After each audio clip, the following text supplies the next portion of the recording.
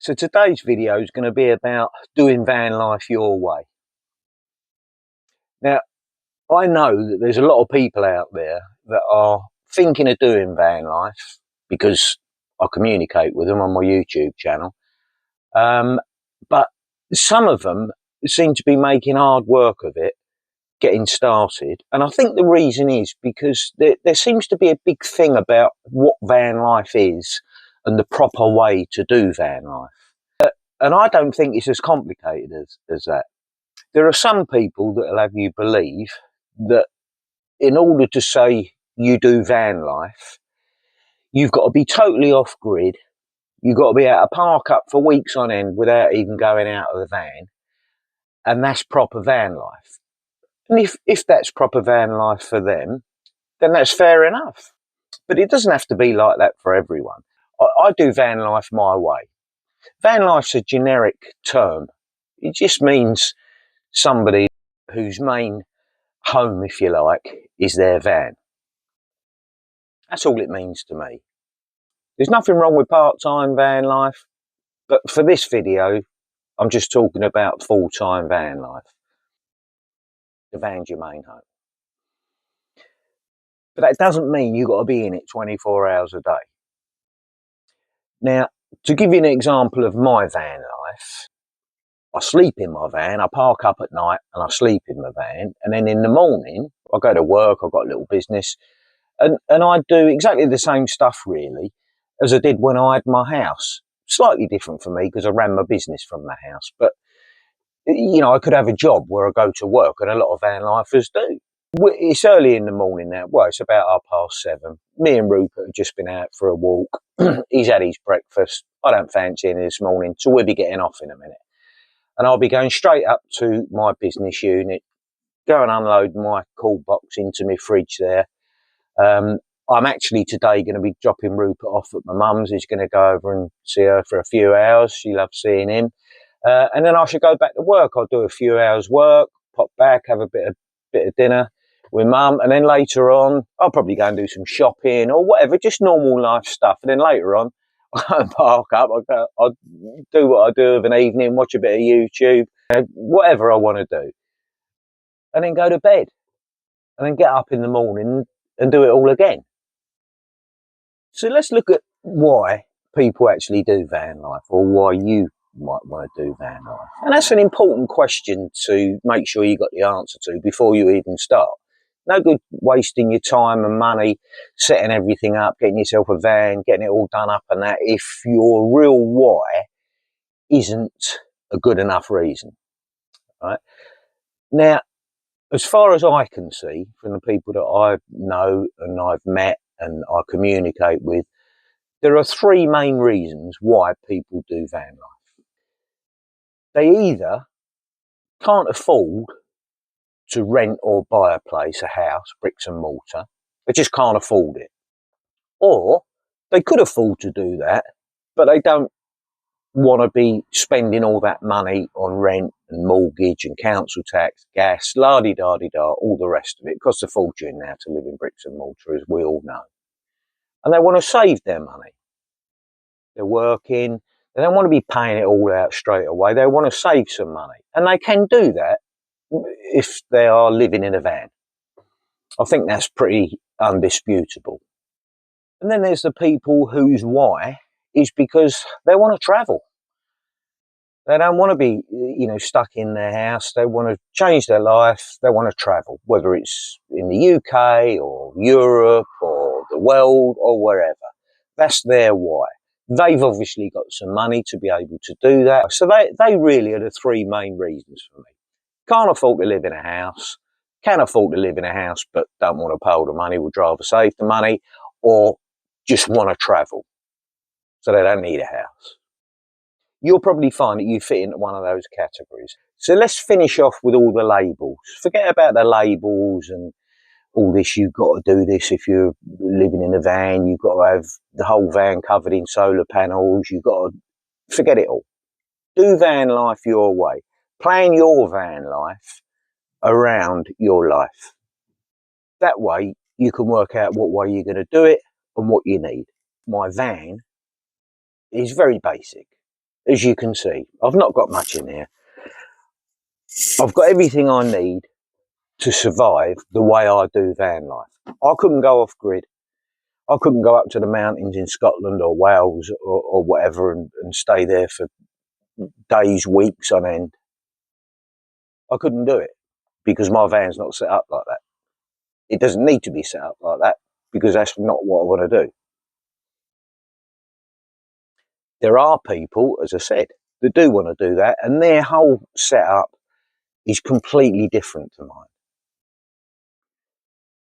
My van is for me to sleep in, for me to cook and eat in when I need to, and for me to travel about in, to work, to wherever I'm going, to my park up. That's it. Real simple, nice and easy. So let me just tell you about some of the people that I know personally and some of the people that I know of and the way that they do their van lives, which works for them. A lot of the people that I know are very similar to me.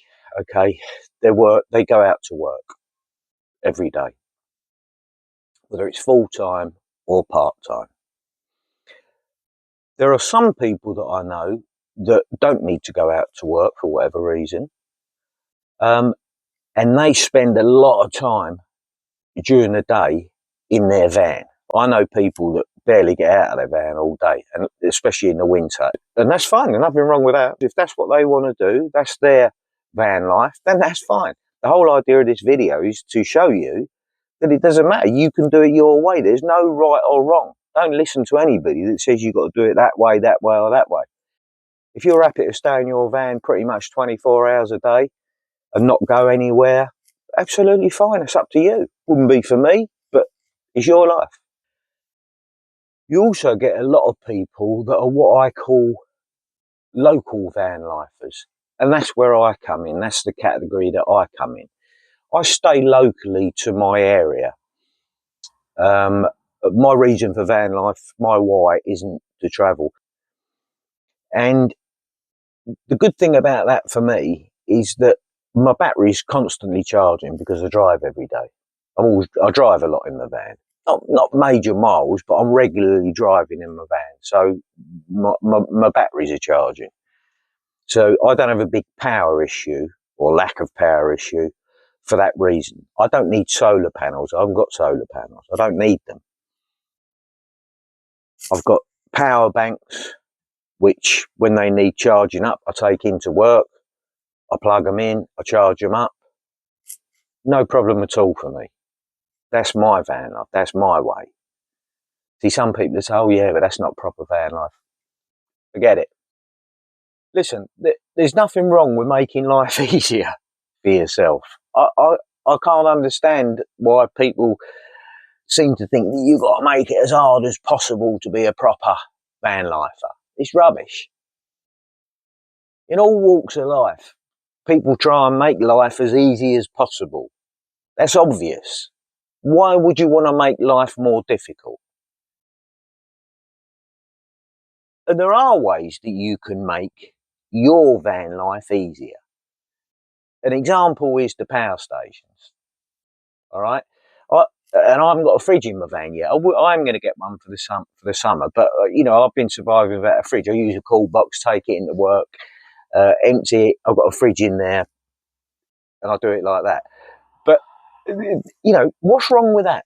Make life easier for yourself. Use the support that you've got around you. Right? Most people have got friends or family. I know some haven't, and people say, I've got no friends, I've got no family. Well, that's another. You haven't got the support I'm talking about now, but there are other ways to do it. But, if you've got support, if you've got family, if you've got friends, you'll find, well, I do anyway, that they're more than happy to help you out. People ask me, where do you shower? I shower at my mum's, I shower at the gym, whatever, make life easier for yourself. If you haven't got a business unit like I have, or you can't take your little power bank into work and plug it in, maybe the boss won't let you, Ask a friend or family. You know, give them a few quid. They don't cost a lot to charge up. Give them a few quid. Do them a favour. You know, you haven't got to be all take. You can, you know, have a barter, whatever. Make life easier. You'd be surprised. People will be willing to help you out, to support you, as we do with everything else in life. You know, if one of my friends phones up or one of my family and says, "Oh, Kev, I can't get out, whatever. Could you pick this up for me?" Yeah, no problem. Go and pick up whatever they want to pick up, take it back. I mean, it's normal, isn't it? So there's no problem with getting support from other people. I'm not talking about being a burden, being a financial burden or whatever. But you know, these things are like little favours. Make life easier. Don't think it's got to be hard. If your situation is that you haven't got any family or friends, and for instance, you don't want to join a gym and go and have a shower in the gym, then you're going to have a shower in your van. So make sure, before you even buy your van, that you plan it all out right. That you get a van that's big enough to have a shower in it. You can afford to do it. It's just common sense. I live basically, as I said, I haven't got a microwave, I haven't got an air fryer, I haven't got an oven. But if you want all that stuff, that's fine. Do van life your way. That's the whole point of this video. Do it how you want to do it, how you're going to want to live. If you want all the gizmos and the mod cons or cooking facilities, then just make sure you plan it out and you've got the money to do it, and also you've got the ability to refresh your power, to recharge regularly. One of the things that I do, it's a big thing for me, is I use as little power as possible. I've got a light on above me here that runs off the battery. That's the only thing that runs off my battery. Oh, my diesel heater, my diesel heater. That's it. Everything else I run off of my little power station, my little AFRI 800 power station. I charge my laptop on there, my phone, my mobile Wi-Fi, my tablet, anything else that I need off there. I've also got a light that I use most of the time. I don't very often use this light. It's just that it's a little bit better for the videos, I think. But getting back to the point, however you're going to do your van life, make sure if you want all that stuff that you can afford that and you've got a means to charge it all. Because if you haven't, then it's not going to work. You'll need to make a new plan. And if that means living a way that you don't want to live, then you've got to go back to your why and how important is your why. Are you going to be prepared to give up some stuff in order to be able to live the way you want to live in your van? Are you going to be able to make compromises? Because there's compromises with everything. Listen, if money was no object, okay, we'd all do it the best way that we possibly can. And if you've got loads of money, then that's fine. Just do that. If you've got loads of money and you want to live in a van because you want to travel, for example, and you only want to park up on campsites, absolutely fine. Just do that. You can live full time like that. People say, but yeah, you might as well live in a house. Well, no, why would you want to live in a house if you want to travel all the time? You see what I mean? It's got to be the way you want to do it. Now, at some stage down the road, I might want to be like that. I might want to go travelling more. Maybe if I don't have to work, win the lottery, which is unlikely because I don't do it. But, you know, if I come into some money, maybe I'd want to do that.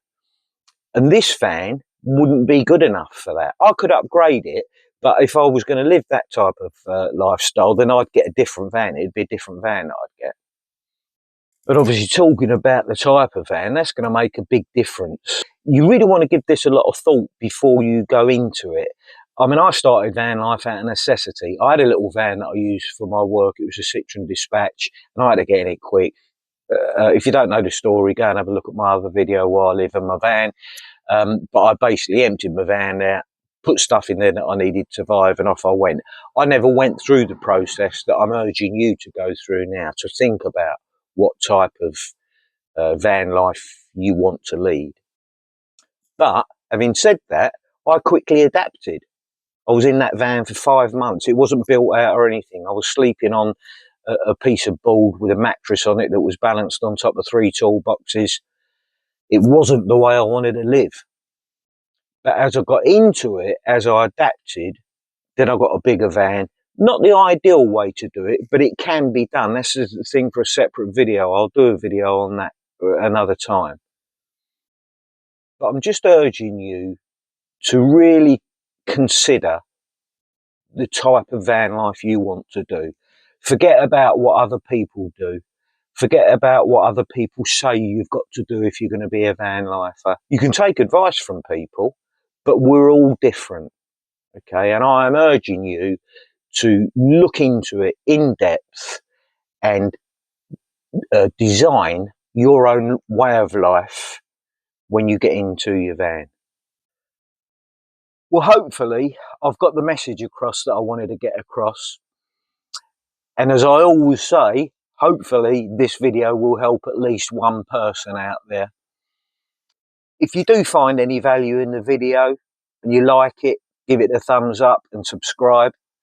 I'm trying to grow the channel. We're doing very well at the moment, approaching 17,000 subscribers, but it all helps. And until then, me and Rupert, we'll see you in the next video. Take care.